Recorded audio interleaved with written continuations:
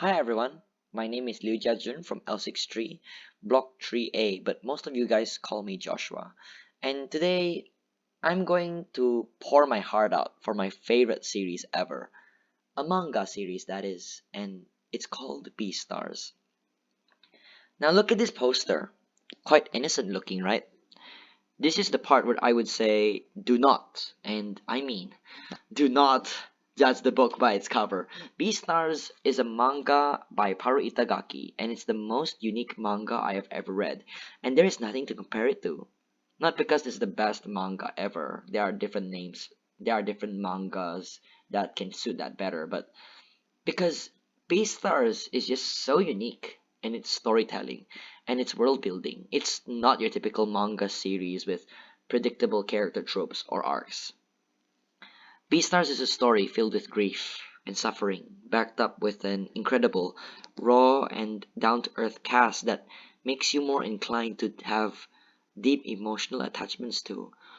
The first time I've read the story, I have never had so much emotional attachments to so many characters before. It baffles me, and I am so fascinated by it. By looking at the poster, you wouldn't have thought that Beastars' genre was drama with psychological horror. It is not for the faint of heart, that's for sure. Now, the world of Beastars is centered around two groups of animals, the carnivores and the herbivores. Herbivores and carnivores are essentially the same, but with one insy wincy little tiny detail. One has the potential to eat the other. No joke. The first scene in the manga is a fellow herbivore student being eaten alive by their carnivore classmate. Now we don't know who was the culprit. The culprit is a murderous mystery that serves as the backbone for the next arc. The first arc of the series is somewhat of a setup arc. We are introduced to the characters, the world building, and the society that they live in. It also just so happens that we have two main protagonists. Lugosi, the Grey Wolf, named after Bela Lugosi, one of the first actors to ever play Count Dracula, and Louis, the Red Deer. Louis, as in Louis Vuitton. Louis, not Louis. One is a herbivore and one is a carnivore, but Lugosi is the main character. The first time we meet our adorable wolf boy, we see that Lugosi is depressed because of the cruel world around him, to the point that he sometimes questions himself, why was I born a wolf? I could have been born a rabbit.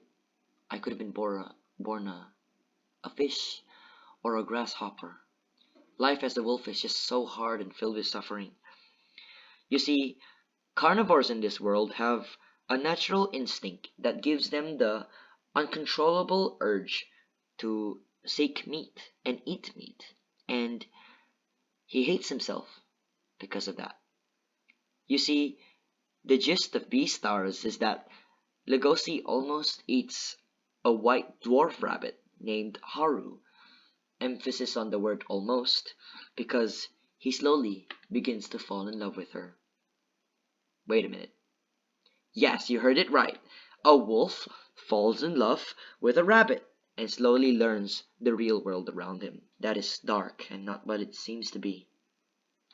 One of the first instances of this manga's incredible world building is that eating meat is the worst ever taboo you can ever commit as a carnivore. Ever. And this is why one of the main plot points of this manga is that the society that the characters live in is just full of discrimination, just like ours. People hate each other. The characters hate each other. In short, most characters are racist, and in this case, speciesist. Get it? Because they're animals, they're different species. But then you say, wait a minute. If they can control their carnivorous instincts, then what do they eat? They're carnivores. Well, the world of Beastars forces carnivores to suppress themselves from eating meat. They are forbidden from eating meat, and instead, they are given a vegetarian diet. They get their proteins from eggs and milk provided by chickens and cows. that live in this society. Cows can provide milk for carnivores, and chickens can lay eggs for the carnivores' protein. As a living, some chickens are introduced and they feel so much pride and joy just by laying eggs and see them being eaten by carnivores. They feel so prideful, so proud. In short, if you were born a carnivore, then you will probably live quite a harsh life, full of discrimination and hate from scared herbivores afraid of being eaten, and maybe even amongst fellow carnivores. Now, introducing our edgy deer boy. Yes, Louis is an herbivore, but he is the top student in Cheriton Academy, in line to become the next B-star, a title given to the animal that all students have to look up to. But underneath his shell, his past traumas that made him the animal that he lives today, past demons that haunt him. In the cracks, however, Louis is incredibly insecure because he envies his lack of strength that carnivores have. He admires the strength of carnivores but that admiration turns to resentment due to him not ever being able to acquire those strengths. That is why sometimes in the series he is seen as a carnivore hater. He hates carnivores not because he truly hates them, but because he can never have the strength like one.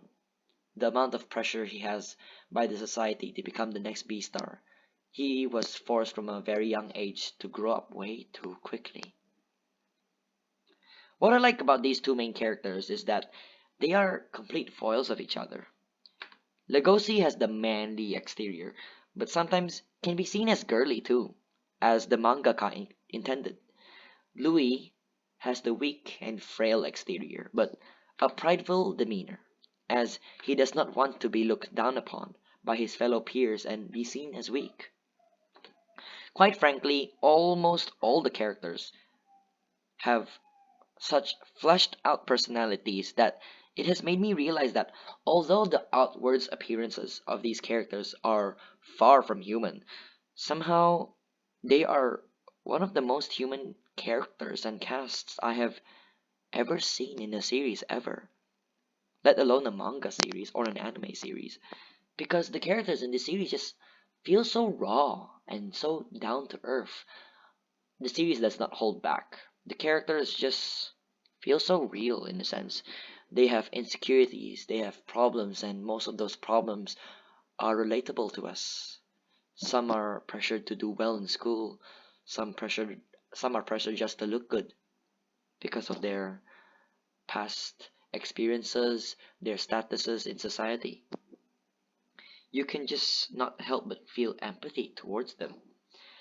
Everyone has a reason to be depressed, but the only way you can truly be happy is just to accept yourself for who you are.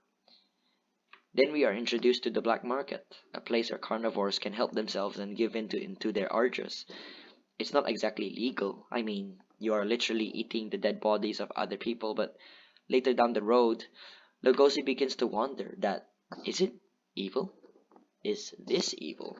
Is it really a bad thing for carnivores to give into their urges and eat meat? There's drama, comedy, romance, thriller, and depression, and all the others. There's everything for everyone. It's a must read series for me, and heck, it's also a must watch because its third and final season is on its way to Netflix in 2024. But all in all, Beastars is an allegory for the human mind and human life, portrayed by anthropomorphic characters filled with hate and suffering. It's like one of those Aesop's fables, such as the tortoise and the hare, but way longer and more fleshed out. Thanks for listening. And go read Beastars. Really, it's good. I swear. I swear it you will not regret it at all. Teenagers and students and teachers alike, grown-ups can all enjoy the series. Thank you for listening. Goodbye.